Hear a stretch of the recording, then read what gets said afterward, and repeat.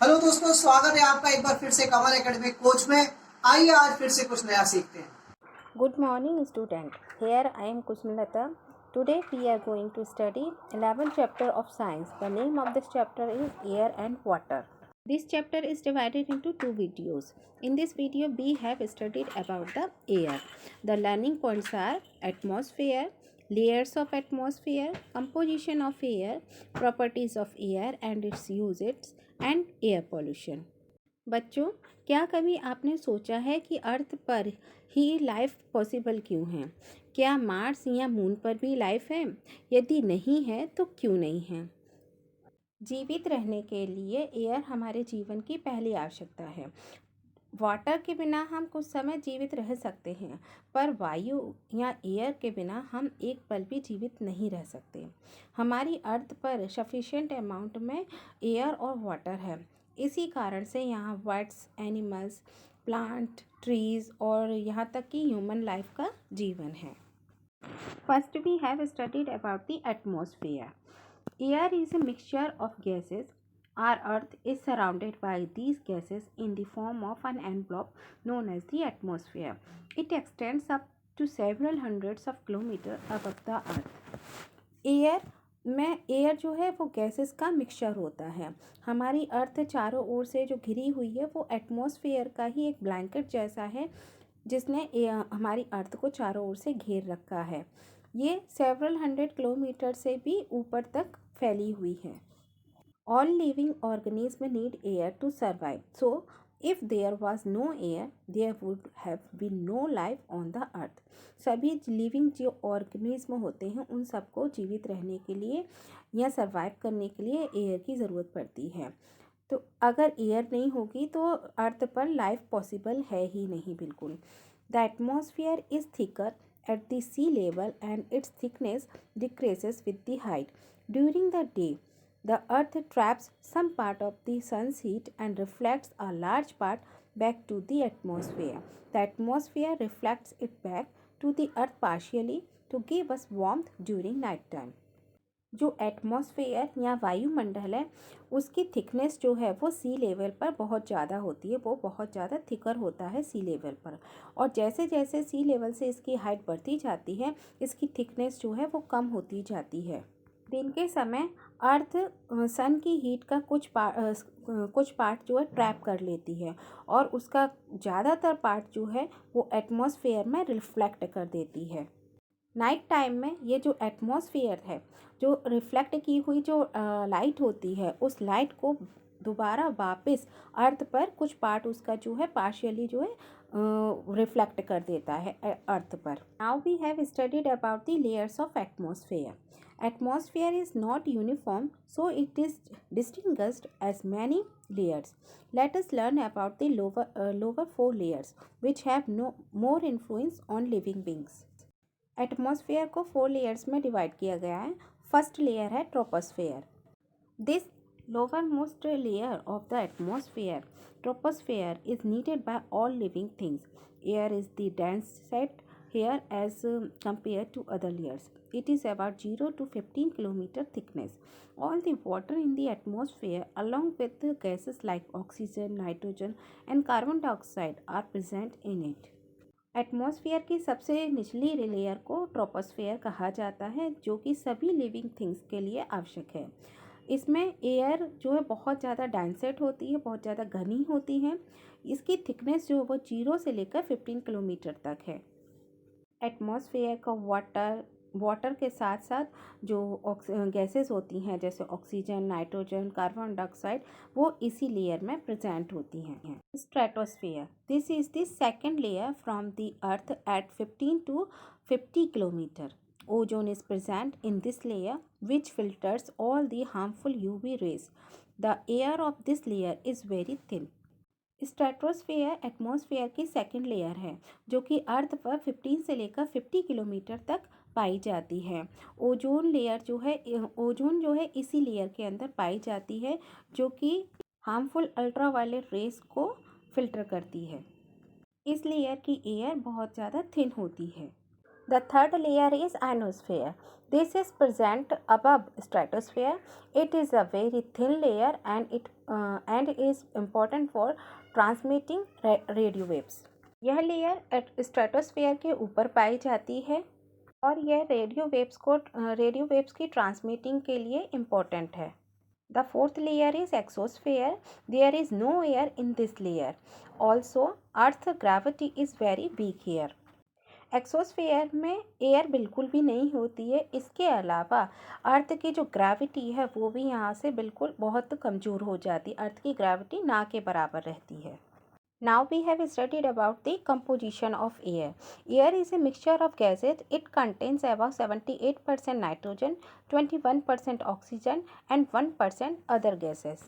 Air gases का mixture है.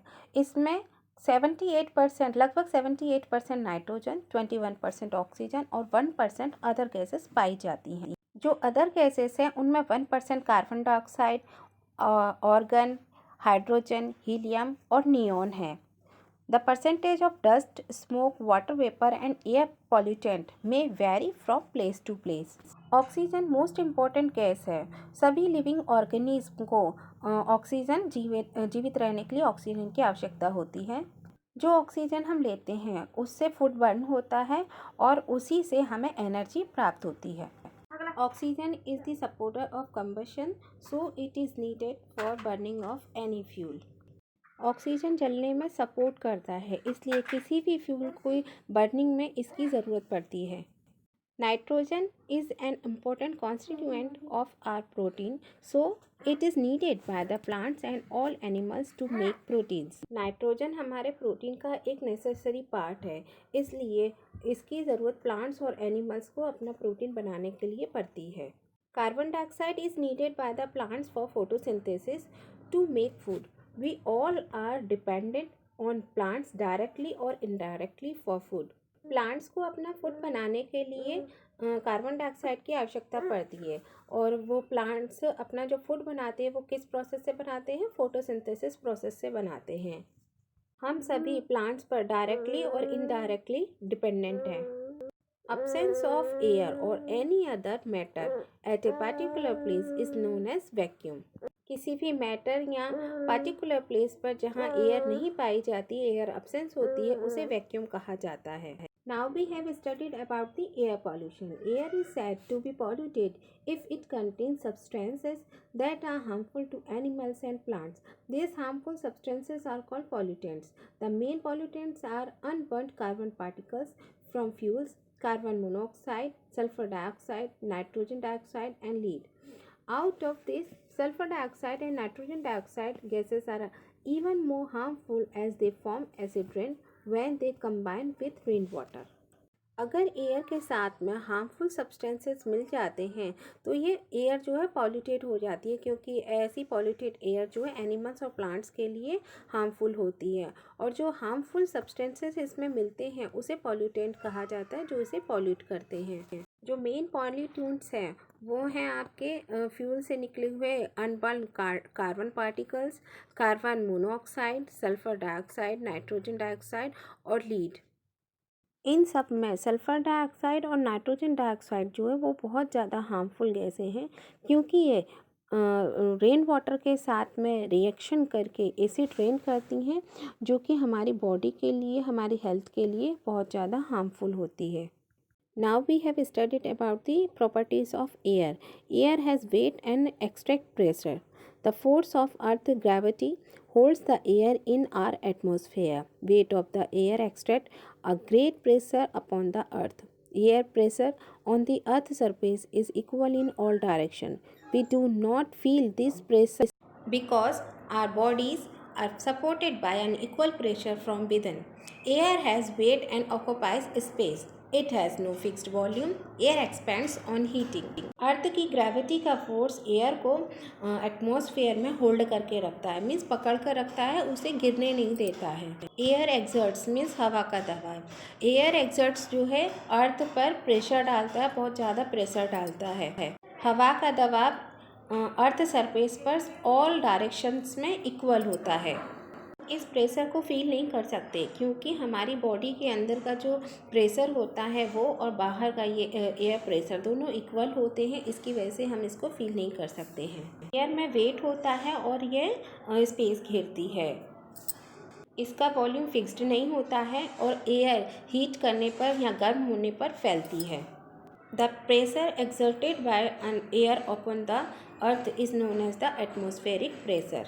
Earth पर एयर के प्रेशर को एटमॉस्फेरिक प्रेशर के नाम से जाना जाता है और जो इंस्ट्रूमेंट इसे मेज़र करने के लिए यूज़ किया जाता है उसे बैरोमीटर कहते हैं। Sources of air pressure. Air pressure को कई तरीक़ों से यूज़ किया जाता है। फर्स्ट है to draw ink into fountain pen, fountain pen में इंक डालने के लिए। दूसरा है to draw medicine into medicine dropper और सिरिंज, जो मेडिसिन ड्रॉपर और जो सिरिंज होती हैं उसमें मेडिसिन को और जो सिरिंज के जो इंजेक्शंस होते हैं उनको डालने में भी इसका यूज़ किया जाता है।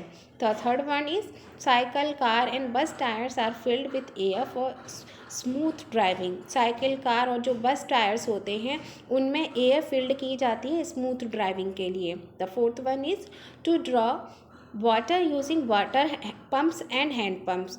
जो वाटर पम्प्स होते हैं या जो हैंड पम्प्स होते हैं जो कि एशियन टाइम पे यूज़ होते थे, अब तो बहुत रेयरली दिखाई देते हैं, उनका जो अंडर वाटर होता है उसे बाहर निकालने में भी इसका यूज़ किया जाता है। Fifth one is air pressure can also be use to make fountains. Fountains बनाने में भी एयर प्रेशर का यूज़ किया जाता है। जो झरने होते हैं उनमें भी एयर प्रेशर का ही यूज़ करते हैं। The sixth one is to suck the juice through straw. Straw से जो जूस हम लोग शक करते हैं उसमें भी इसी का एयर प्रेशर का ही यूज़ होता है। The seventh one is to make hot air balloons, hot air balloons को बनाने में। The eighth one is to rotate windmill और ग्राइंडिंग। जो विंड मिल्स होती हैं वो उनको भी ग्राइंडिंग के लिए जब उनका यूज़ किया जाता है तो उसमें भी एयर प्रेशर का ही इस्तेमाल करते हैं। Okay, thank you.